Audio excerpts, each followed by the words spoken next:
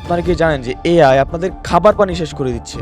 ধরেন একদিন সকালে ঘুম থেকে উঠলেন, ঘুম ভাঙতে আপনার প্রচন্ড তৃষ্ণা পেল, হাত বাড়িয়ে পানির বোতলটা নিলেন, খালি। রান্নাঘরে গেলেন, নেই। ফ্রিজ খুললেন, নেই। পানির সন্ধানে বাইরে বেরিয়ে গেলেন, একই জ্বালা, বাইরেও নেই। আপনি শুধু হাঁটছেন আর পানি খুঁজছেন, কারণ এই মুহূর্তে আপনার কাছে এক গ্লাস পানির দাম পৃথিবীর যে কোনো জিনিসের থেকে বেশি। এখন মনে করেন এই ঘটনাটি আপনার সাথে ঘটলো, তখন আপনি আসলে কি করবেন? আমরা সবাই এআই ব্যবহার করি, কেউ প্রেজেন্টেশন করে, কেউ কোডিং করে।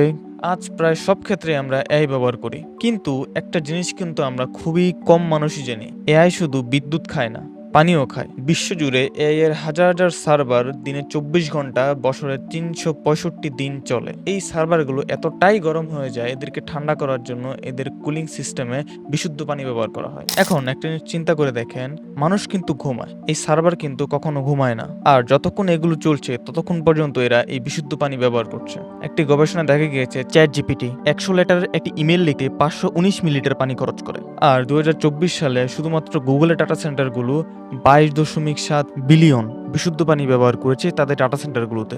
এখন সমস্যা কোথায়?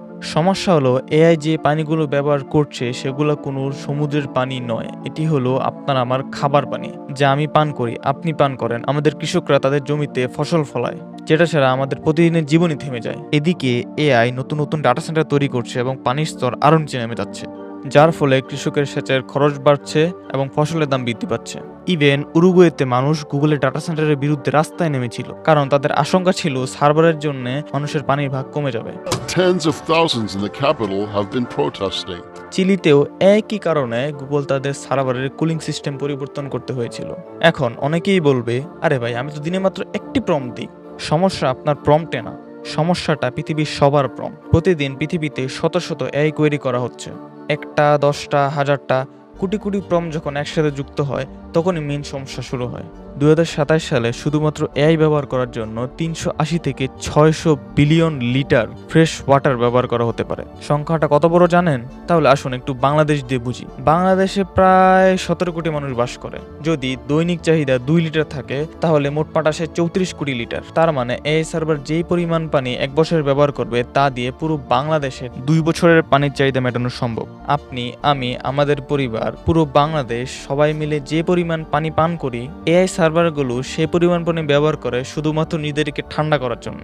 তাহলে কি আমরা এমন একটি ভবিষ্যৎ তৈরি করছি যেখানে একদিন একজন মানুষ শুধুমাত্র এক গ্লাস পানির জন্য দাঁড়িয়ে থাকবে, আর ঠিক সেই সময়ই ডাটা সেন্টারগুলো তাদেরকে ঠান্ডা করার জন্য কোটি কোটি লিটার পানি ব্যবহার করবে?